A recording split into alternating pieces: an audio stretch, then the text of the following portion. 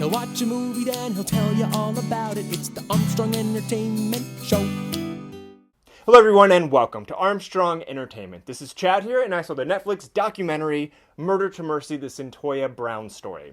Now this is a true crime documentary by Netflix who pretty much runs this genre now, and it tells the story of a 16-year-old girl who is sentenced to prison for life, and it's her struggle to overturn that conviction and get out. So I had heard about this story through a podcast a few years ago, and it became a well-known case when Rihanna, of all people, tweeted about it and how she should be released. It is one of those times when social media was actually used for something good. So this is more about my thoughts and observations about this documentary, and not so much a review, because if I were to review it, I would just say, go watch it because it's great.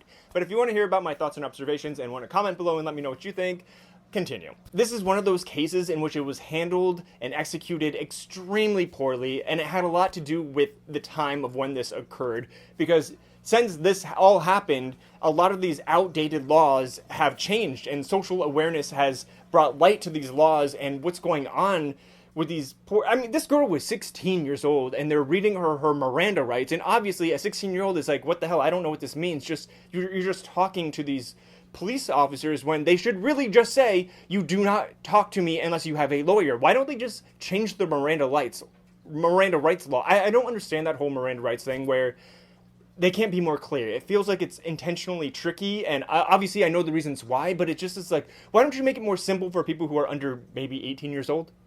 It's just so sad because this girl, Cyntoia, was just born into a world of mental illness where her family couldn't or wouldn't take care of her, and she was adopted. And it just makes you realize how lucky you were just being born into a good family like most of us were, like myself. And it just really makes you appreciate what you had growing up. Wow, I sound so cheesy right now. But I really felt for this girl, and I'm so glad. Well, I don't want to ruin anything, but I'm so glad with what ended up happening.